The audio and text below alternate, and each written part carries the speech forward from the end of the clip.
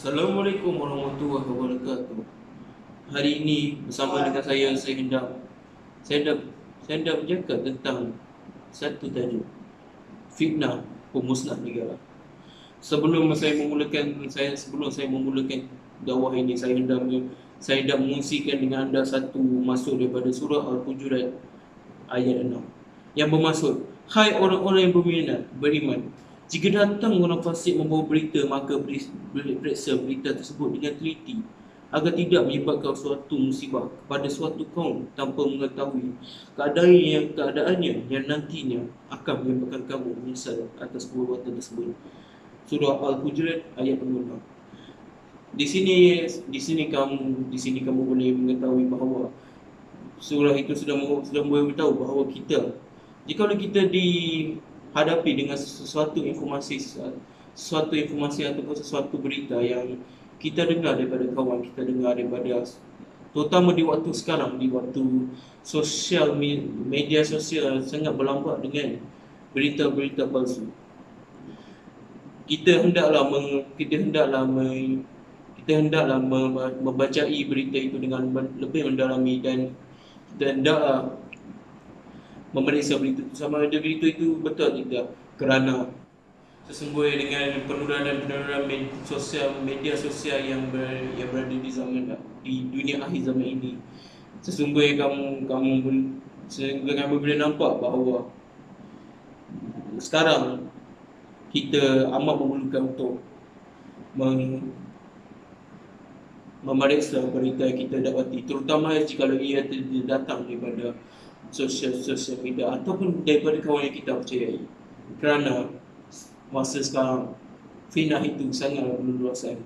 Sesungguhnya saya percaya bahawa fitnah itu pemusnah negara. Kerana saya berkata begitu, sesungguhnya jikalau seseorang menyebarkan satu fitnah tentang seorang pemimpin negara yang akan datang, dan jikalau kita mempercayai orang pemimpin itu, lalu ia merosakkan negara kerana kita tidak mempercayai pemimpin itu boleh menjalankan kerja dengan baik. Salah satu contoh yang paling terdekat masa dekat ini yang menunjukkan bahawa bahayanya fitnah itu, di mana Presiden Amerika Syarikat Donald Trump mengkongsikan satu post daripada seorang ini yang menyatakan bahawa CDC menipu tentang coronavirus untuk mengelakkan dia daripada untuk menjadi presiden sekali lagi. Dia mengkongsikan berita itu tanpa memeriksa sama ada berita itu betul atau tidak, sama ada berita itu hanyalah satu fakta ataupun auta. Dan hasil daripada itu, sejak mengira hari ini, lebih daripada 200,000 orang Amerika telah mati kerana coronavirus, hanya kerana Presiden mereka tidak mahu memeriksa sama ada berita itu betul atau tidak. Saya akan mengongsikan satu lagi surah, iaitu surah Qalam ayat 11, yang bermaksud, yang suka mencaci lagi yang suka menyebarkan fitnah tersebut untuk memecah belahkan orang ramai.